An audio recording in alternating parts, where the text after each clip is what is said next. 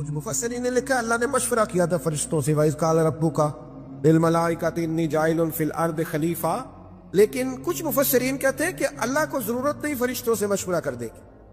اللہ نے فرشتوں سے مشورہ نہیں کیا، بلکہ رب نے انہیں آگاہ فرمایا تھا کہ میں لگا ہوں زمین پہ اپنا نائب بنا، میں خلافت دینے لگا ہوں زمین پہ.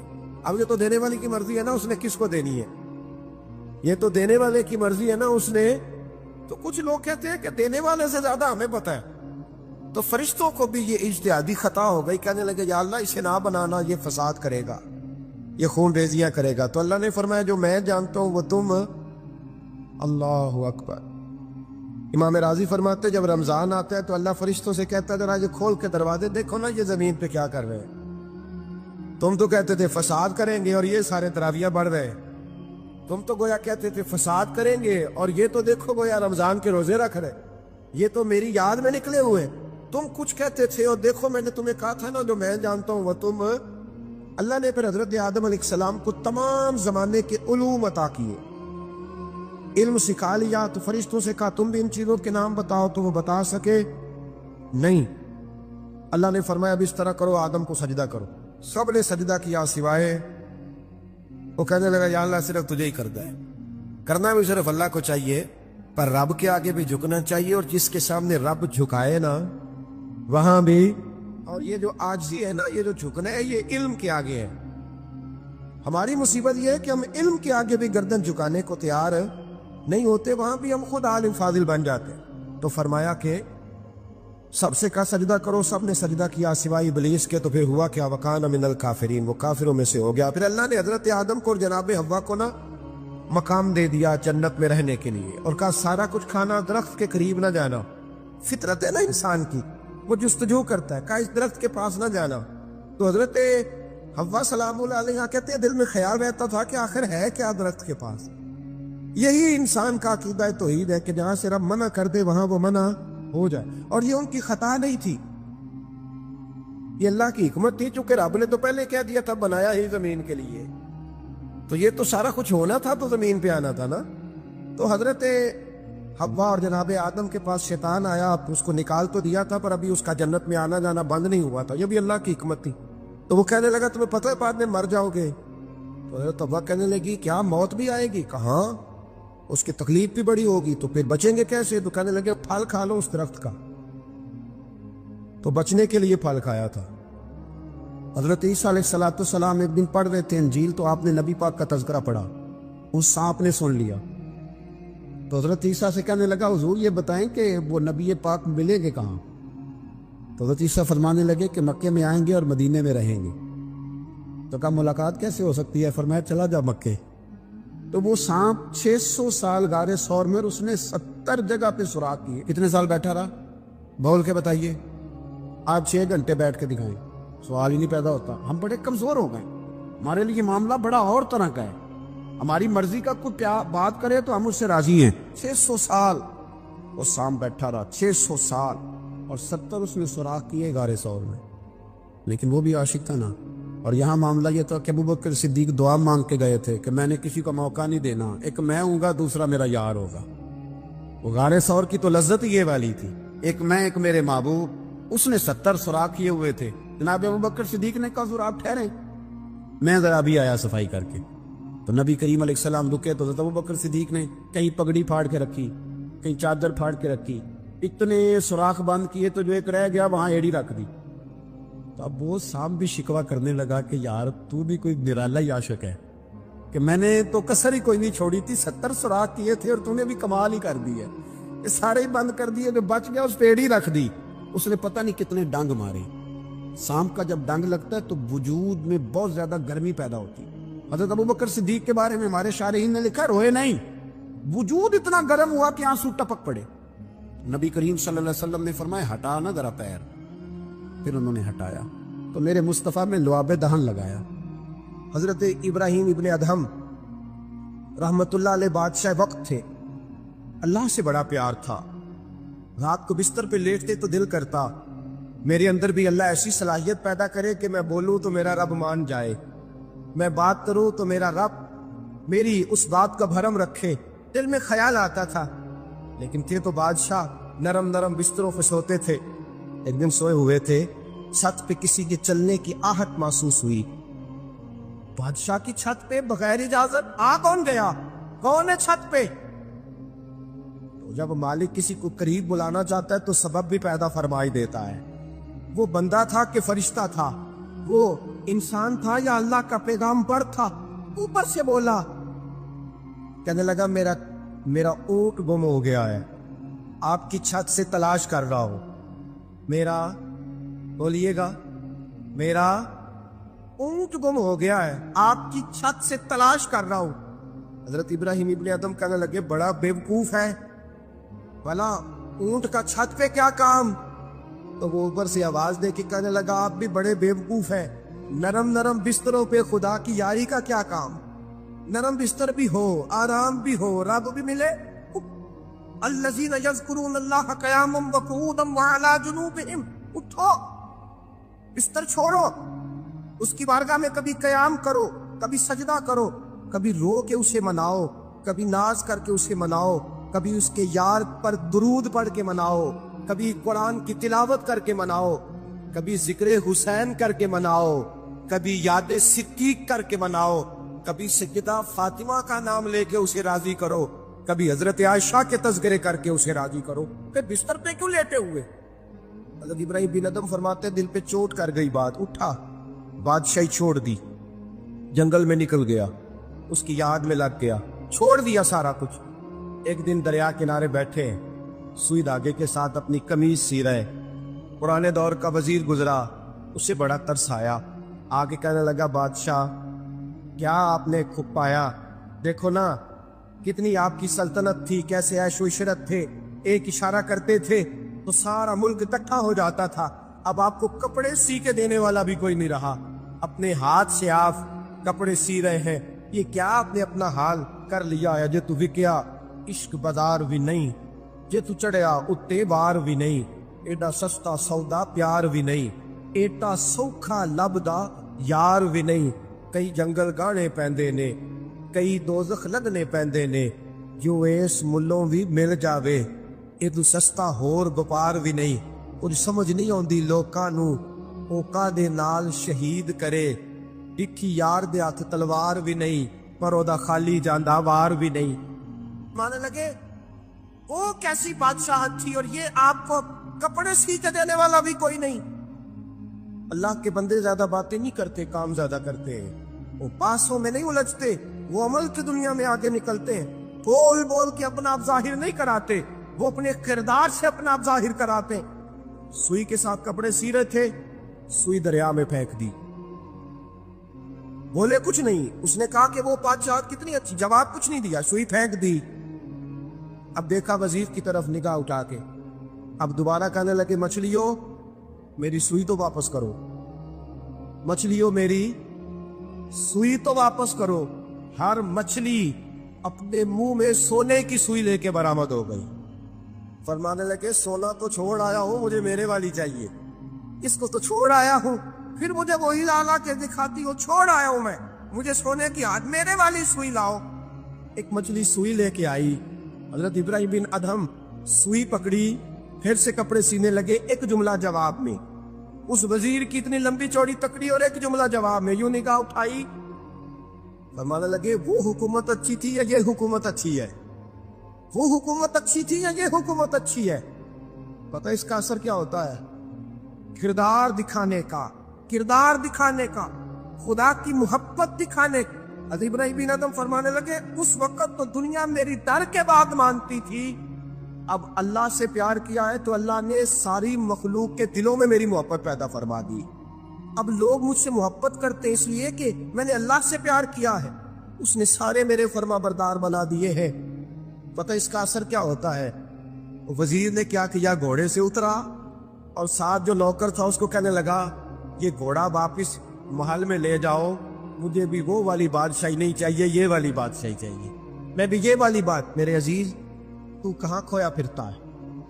हजरत जाबिर बिन अब्दुल्ला रज़ी अल्लाह ताला अन्हु, बुखारी मुस्लिम है, कहते जब खंदक की जंग हो रही थी ना, गुर्बत बड़ी थी, कहत बड़ा था, सहाबा परेशान थे, दो दो तीन तीन पत्थर पेट पे बांधे हुए, میں حضور کو دیکھ کے گھر آیا تو زوجہ سے کہا بھلی مانس کچھ ہے کھانے کی؟ کہنے لگی تھوڑے سے جو ہے. تو میں نے کہا پیسوں کی تو کتنی روٹیاں بنے گی؟ کہنے لگی 2-3. 4 بن جائیں گی. کہنے لگے سالن. تو زوجہ کہنے لگی اگر وہ بکری کا بچہ ذبح کرو تو 3-4 بندوں کا سالن بھی بن جائے گا. کہتے میں نے اسے ذبح کیا, بیوی سے کہا تو جاؤ پیس. کہتے میں نبی کریم کی بارگاہ میں حاضر ہوا صلی اللہ علیہ وسلم, حضور کی خدمت میں. زوجہ کہنے لگی کان میں کہنا حضور کے سارے نہ آئے, جس طرح لیڈروں کے کھانے اندر ہوتے ہیں علیحدہ, اور جو نعرے لگا رہے ہوتے ہیں نا سویر سے انہیں ڈبہ ملتا ہے, لیکن وہ پھر بھی نعرے لگاتے ہی رہتے ہیں. مجھ پہ الزام لگنے لگا ہے کہ آپ سیاست دانوں کو ہر جمعے میں رگڑا دیتے ہیں. تو میں کہنا انہوں صحیح کر چھوڑو, پھر اسی مڑ جانے انہوں کو سیانے ہو جائیں. یہ سیانے نہیں ہو رہے, ہمیں بات کرنے کی بھی اجازت نہیں. شعر کہہ دیتا ہوں کہ ہم آہ بھی کرتے ہیں تو ہو جاتے ہیں بدنام, وہ قتل بھی کر دے تو چرچا نہیں ہوتا. انہوں نے کدے پوچھا دے سامنے آخیا دے چوپ رہو. لیکن بھائی یہ اس ممبر کا تقاضا ہے, میرے امام اعظم کا فتویٰ ہے, جو عالمی حالات سے باخبر نہ ہو وہ جمعے کا خطبہ نہ دے. وہ جو رٹی رٹائی باتیں ہم سے نہیں ہوتی, اس لیے کہ جلال بادشاہی ہو یا جمہوری تماشا ہو, جدا ہو دین سیاست سے تو رہ جاتی ہے چنگیزی. حق بات انشاءاللہ ہو رہی ہے اور ہوتی رہے گی. تو بات صاف ستھری ہے. اگر کوئی بات ایسی ہوگی تو وہ بات, اگر غوث پاک اپنے خطبہ جمعہ کے اندر کہہ سکتے ہیں کہ میں ظالموں کو حکمران نہیں بننے دوں گا, تو ہم تو ان کے نوکر ہیں نا. پھر ہم قادری کیسے ہوئے اگر غوث پاک کے طریقے پہ عمل ہی نہ کریں تو؟ اس لیے مہربانی کرے ہمیں کوئی شخص ایسا مشورہ نہ دے, بلکہ کئی دفعہ ظلم ہوتا ہے جب کوئی مشورہ دیتا ہے تو عورتیں تو انہوں دل کرتا ہے. اس لیے مہربانی کرے ایسی کوئی مشاورت نہ کرے. بالکل جو غلط بات کرے گا اس پہ ہم بولیں گے, اور آہستہ آہستہ نہیں کھل کھلا کے بولیں گے, بالکل بولیں گے. اس لیے کہ اللہ نے زبان دی ہے, وہ کسی وڈیرے کے قدموں میں بیٹھنے کے لیے نہیں دی, وہ رسول اللہ کے ترانے پڑھنے کے لیے دی ہے. ترانے پڑھنے, اگر حضرت بلال رسیوں میں بند ہو کے اور ابو لہب اور عتبہ اتیبہ اور عبداللہ بن جدان اور امیہ بن خلف جیسے لوگوں کے بیچ کھڑے ہو کے کہہ سکتے ہیں نہیں بات جو سچی ہے وہ کی جائے گی, تو ہم ممبر رسول پہ بیٹھ کے نہیں کہہ سکتے؟ اپنے بھی خفا مجھ سے ہے, بیگانے بھی ناخوش, میں زہر حلال کو کبھی کہہ نہ سکا کن, میں کہتا ہوں وہی بات سمجھتا ہوں جسے حق نے ابلہ مسجد ہوں میں توحید کا فرزند. اس لیے کوئی شخص اس نہ سمجھے.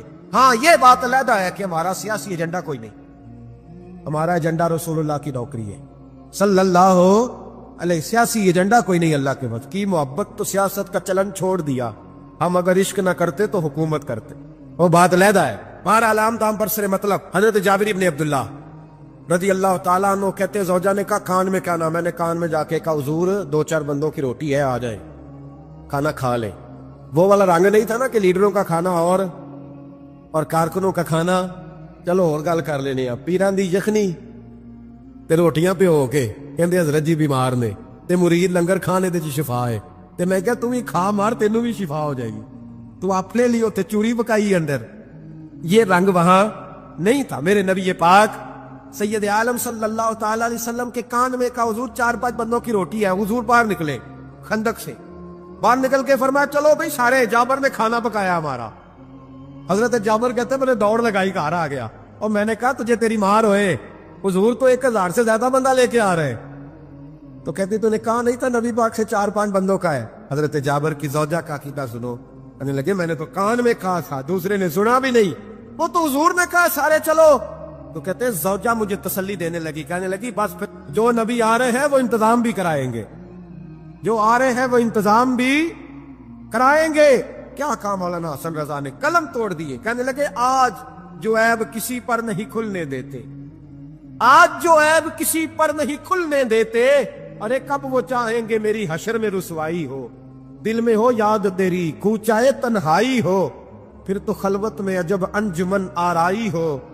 کہتے حضور آئے 1000 سے زیادہ کا لشکر لے کے, اور مجھے فرمانے لگے روٹیاں نہ پکانا, پہلے آٹا میرے پاس لاؤ, اور چولہے سے کھانا نہ اتارنا, مجھے لے جاؤ. کہتے میں نے سالن بھی پیش کیا, روٹیاں بھی. حضور نے تھوڑا سا لواب دہن آٹے میں ڈال دیا, لواب دہن تھوڑا سا لواب دہن ہنڈیا میں ڈال دیا. فرمایا اب نکالتے جاؤ اور کھاتے جاؤ, میرا جھوٹا ہو گیا, اب نکالتے جاؤ. حضرت جابر ابن عبداللہ کہتے ہیں 1400 بندے نے کھایا, ہمیں نہیں پتا روٹیاں کدھر سے آئی, اتنی برکت ہوئی پتہ نہیں کدھر سے آئی, سالن پتہ نہیں کدھر سے آیا. کہتے ہیں سارے سیر ہو کے کھا لیا تو فرمایا چلو بھی جاؤ جا کے کام کرو. مجھے فرمانے لگے اب تو بھی کھا, آ جا بچے بھی بلا. کہتے سب نے کھایا. حضور اٹھ کے جانے لگے تو فرمایا ذرا روٹیاں دیکھ, پہلے زیادہ تھی کہ اب زیادہ ہے, ذرا دیکھنا سالن پہلے زیادہ تھا کہ اب زیادہ ہے. تو میں نے کہا نہیں حضور پہلے سے زیادہ ہے. میرے محبوب کے تبرک میں اتنی برکت ہے, تو حضور کے وجود سے جو چیز لگ جائے تو اسے قیمتی نہیں سمجھتا.